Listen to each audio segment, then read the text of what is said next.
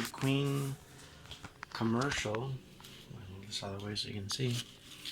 Commercial heavy duty dryer is actually an Alliance Laundry LLC. I guess licensed by them or whatever. There's a video of really loud noise, and the guy said it was the rollers, which makes sense. But mine's only 5 years old, but it made a similar sound, and I thought, what is going on? So I took the bottom off. If you want to check yours, here's the bottom. There's just 2 screws, which are at the bottom, down here, and then it just pivots off and pulls out, and you can see the roller and the drum and all that in there. So there's one roller, there's the belt roller, and way over there the other black roller.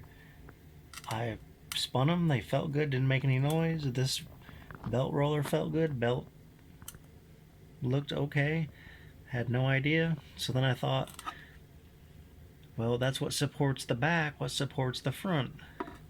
Well, kind of nothing. This front piece does. Let's see if I can get you in here to see it.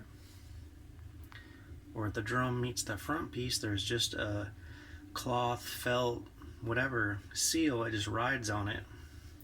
So I thought, man, I'm gonna have to order some rollers. But like I said, the bearings felt decent, the belt felt good. So then I thought, well, if that's all that holds the front in, maybe something's in there. So you can kind of feel it in there. Wish I could get a better angle at it, but basically in that crack, you can kind of see it right there. See the cloth, felt, and it was awful sound. Go all the way around, top, bottom, and lo and behold,